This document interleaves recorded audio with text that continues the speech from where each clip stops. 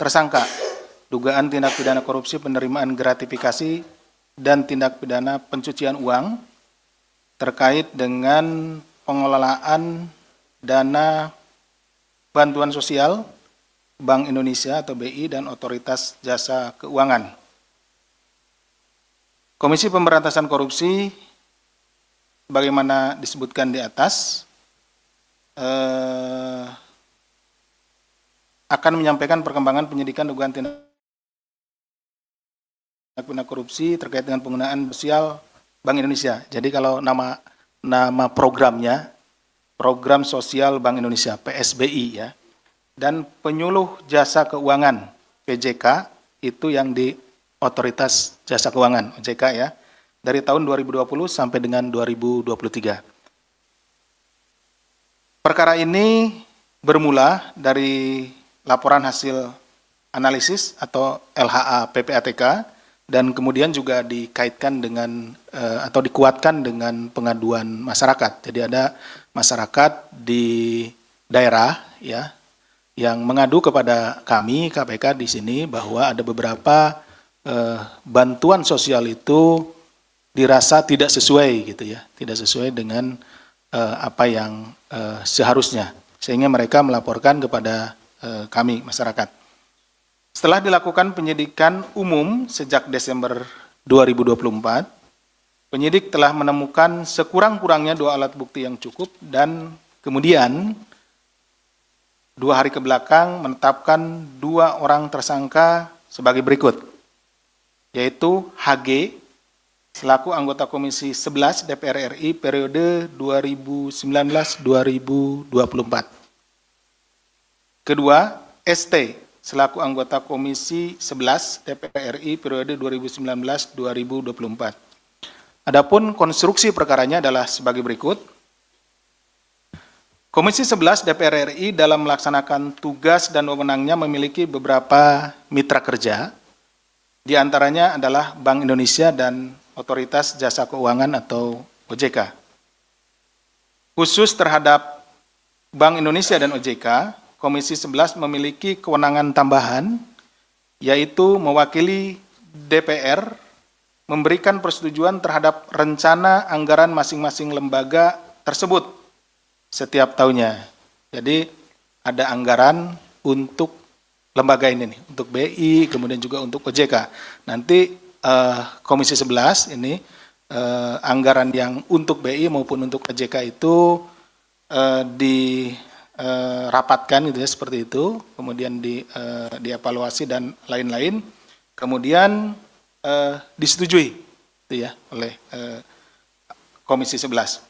Sebelum memberikan persetujuan dimaksud, Komisi 11 DPR RI terlebih dahulu membentuk panitia kerja. Tadi kan ada panjanya seperti itu, yang di dalamnya termasuk Saudara HG dan Saudara ST untuk membahas pendapatan dan pengeluaran rencana anggaran yang diajukan oleh BI dan OJK. Jadi dengan adanya panja tersebut, kemudian anggaran yang diajukan oleh BI maupun OJK dibahas dalam satu rapat, kemudian dilihat bagaimana rencana pengeluarannya, kemudian rencana pendapatannya, seperti itu. Setelah rapat kerja Komisi 11 DPR RI bersama pimpinan BI dan OJK pada bulan November di setiap tahunnya, ya, November di setiap tahunnya. Jadi dalam hal ini tahun 2020, 2021, dan 2022, Panja melaksanakan rapat tertutup. Jadi yang ada hanya BI, OJK, kemudian dengan Panja. Bahwa dalam rapat terdapat kesepakatan antara lain, 1. BI dan OJK memberikan dana program sosial kepada masing-masing anggota Komisi 11 DPR RI. Ini sejalan dengan apa yang disampaikan oleh Saudara S. Saya membacanya juga waktu itu di media yang rekan-rekan sekalian tulis. Pada saat Saudara S ini selesai diminta keterangan, menyampaikan bahwa seluruh anggota Komisi 11 menerima dana bantuan. Nih Saudara S bilang begitu ya, saya hanya mengutip dari yang Saudara S sampaikan. Saya ulangi, BI dan OJK memberikan dana program sosial kepada masing-masing anggota Komisi 11 DPR RI dengan alokasi kuota, yaitu dari BI sekitar 10 kegiatan per tahun dan OJK sekitar 18 sampai 24 kegiatan per tahun. 2. Dana program sosial diberikan kepada anggota Komisi 11 DPR RI melalui yayasan yang dikelola oleh anggota DPR Komisi 11.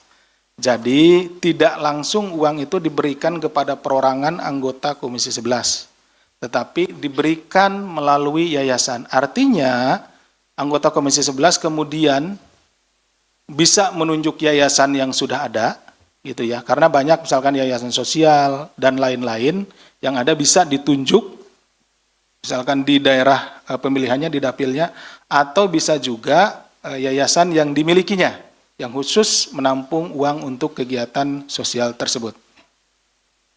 Teknis pelaksanaan penyaluran dana bantuan sosial dibahas lebih lanjut oleh tenaga ahli. Jadi masing-masing anggota DPR RI ini, Komisi 11, memiliki tenaga ahli. Nanti teknisnya, tenaga ahli inilah yang akan mengaturnya atau membahasnya, gitu ya. Dari masing-masing anggota DPR Komisi 11 dan pelaksanaan dari BI dan OJK dalam rapat lanjutan. Jadi ada rapat lanjutan kemudian untuk membahas penyaluran dari bantuan sosial ini.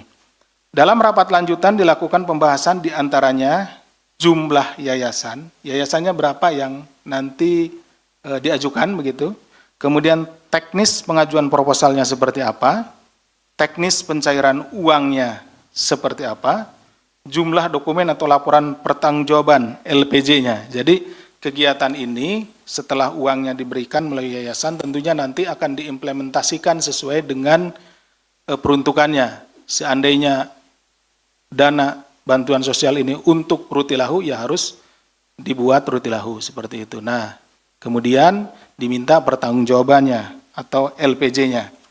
Kemudian alokasi dana yang diperoleh dari setiap anggota DPR RI Komisi 11 per tahunnya. Setelah selesai rapat panja pada sekitar bulan November atau Desember, anggota Komisi 11 DPR RI kembali melaksanakan rapat kerja Komisi 11 terkait persetujuan atas rencana anggaran tahunan BI dan OJK. Untuk menindaklanjuti pembahasan teknis tersebut, HG kemudian menugaskan tenaga ahli, sementara ST menugaskan seorang kepercayaannya. Nah, kalau tadi ada yang ditugaskannya tenaga ahlinya, yang ST itu kepercayaannya. Untuk membuat dan mengajukan proposal permohonan bantuan dana sosial kepada BI dan OJK melalui 4 yayasan yang dikelola oleh Rumah Aspirasi HG dan 8 yayasan yang dikelola oleh Rumah Aspirasi ST. Jadi ini beda-beda. Kalau HG itu menggunakan 4 yayasan, kalau ST menggunakan 8 yayasan. Seperti itu ya. Selain kepada BI dan OJK, tersangka HG dan ST juga diduga mengajukan proposal permohonan bantuan dana sosial kepada mitra kerja Komisi 11 DPR lainnya melalui yayasan-yayasan yang dikelolanya. Bahwa pada periode tahun 2021 sampai dengan 2023, yayasan-yayasan dikelola oleh HG dan ST telah menerima uang dari mitra kerja Komisi 11 DPR RI, namun tidak melaksanakan kegiatan sosial sebagaimana dipersyaratkan dalam proposal permohonan bantuan dana sosial. Artinya, bukan tidak ada sama sekali ya, di rekan-rekan ini ada kegiatan-kegiatan yang dilakukan tetapi tidak keseluruhan. Seperti sering saya contohkan, dana sosial untuk rutilahu 10 rumah, gitu ya. Nanti yang dipergunakan hanya 2 rumah, kemudian dipotret sana sini gitu ya. Kemudian dibuat pertanggungjawaban untuk 10 rumah.